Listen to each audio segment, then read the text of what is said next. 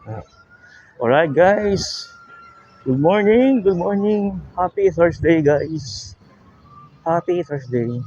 Yun, dito ulit tayo, sa gabi nandiyo tayo eh. So yun, galing ako sa RG, nagpaano ako, ayun, nagpa-laboratory result. Laboratory result, laboratory test, yun. Hopefully, matapos itong mga laboratory test. Kung di nyo natatanong kasi guys, ako, diagnose ako ng hyperthyroidism.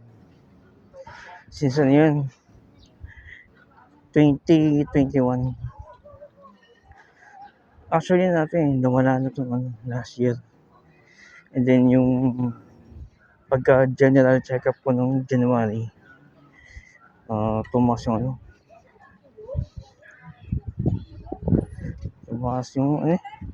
yung TSH ko naging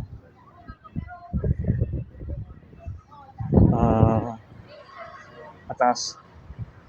Kaya pinakuha ko ng FT3 and FT4, pinahabol.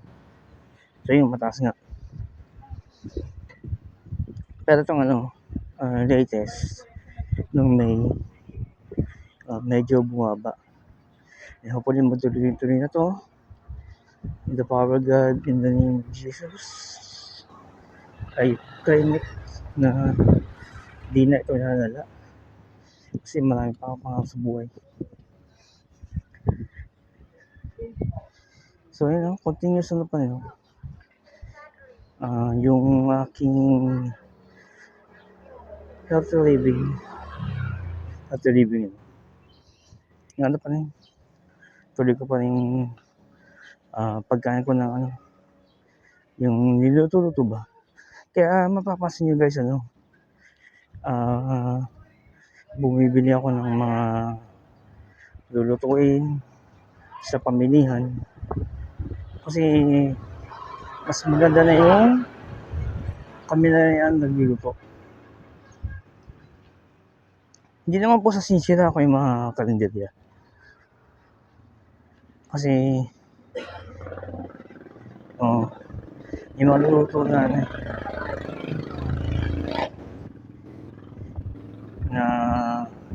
hindi na ayon sa kinakain ng mga bawat pasyente. So yun, hope you guys have a wonderful Thursday. Yung dinaanan ko kanina yun, PB9. So ganito na siya, dead end. Alright. Tapos dito, yan. Papunta itong MLAS. Dala dito guys.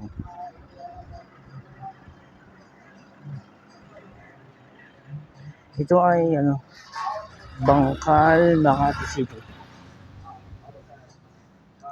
Alternate siya ng yung PB9, MRES, tapos Evangelista.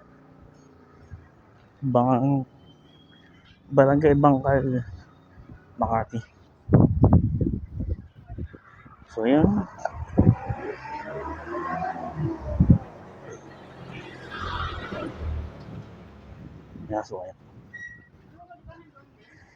So ayun ko. Kaya nag-leave ako guys. Kasi kinagabihan kailangan ko mag fasting period para kinabukasan laboratory test.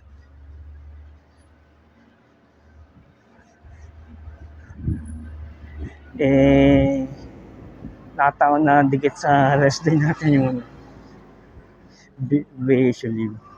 So ayos, sulit na sulit. 4 na araw. Sana all, no? Pero once a month lang itong ginagawa. Ayun, kung kaya kailangan lang. So ayun. Yan. Ito ang nilalakad ko ay M. Reyes. So malapit tayo sa going EDSA tayo. Going EDSA, tapos tayo sa kabila. Yun, Malibay na.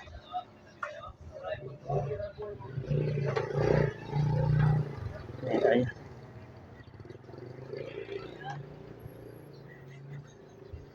So, hope you guys had a wonderful day of Thursday. Yun. So, ayun. Hope maging maayos na po ang lahat. Na may matapos na itong medication ko. Ang hirap sa budget, guys. Budget, gamot, mga bilihin, at the same time yung mga loans na kinuha ko. Ito nga hopefully maging successful ang aking nilalakad na plan. Magdulong uli ako.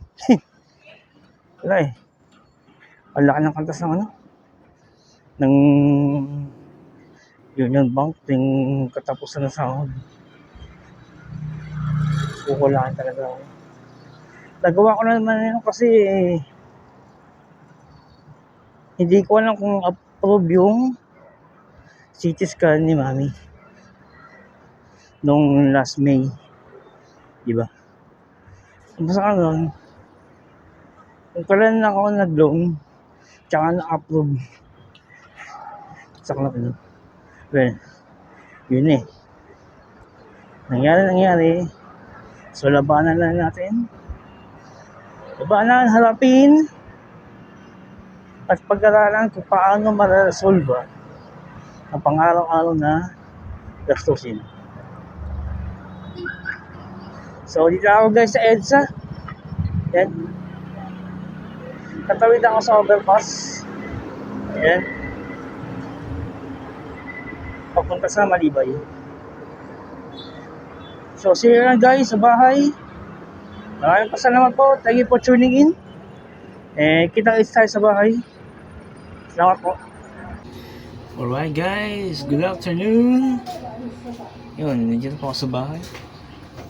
Sa aming tahanan. Ang aming laundry area. Yan. Laundry. Yun. At ang aking organic shake. Organic glow shake.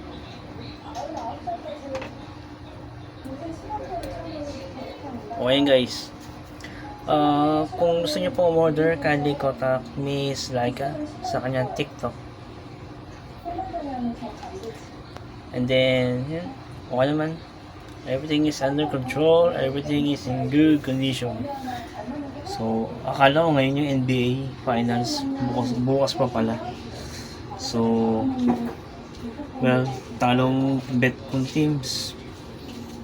Pero gusto ko Indiana Pacers. So, yun guys.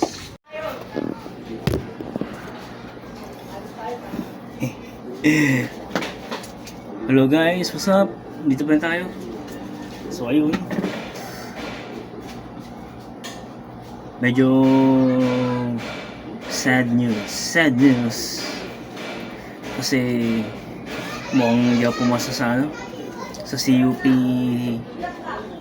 CAT, City University of Pasay College Assessment Test.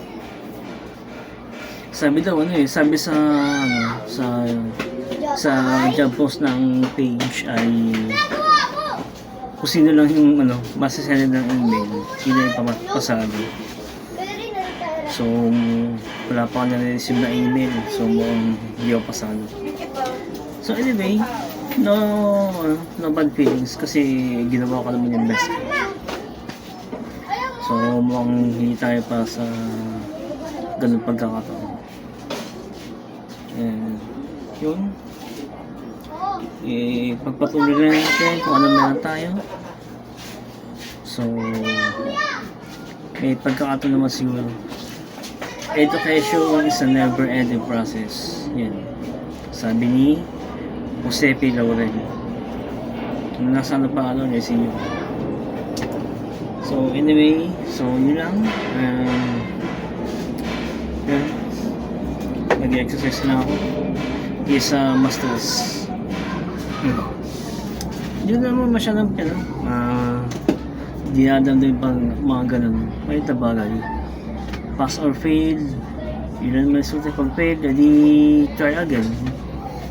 Mukhang ano lang, hindi na ayun sa atin yung pagkakataon na lang. So, ganun lang.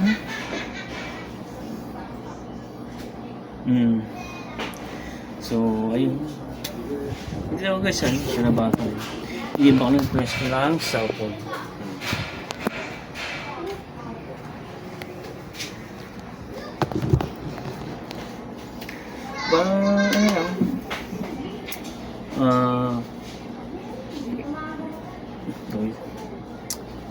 Ano lang, so yun lang, nag-update lang ako regarding sa college assessment test.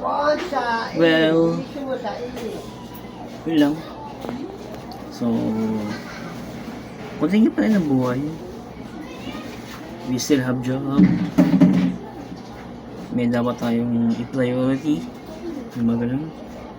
Yung kalusugan natin, yung mga bayarin natin. Yun siguro dapat ko muna unahin.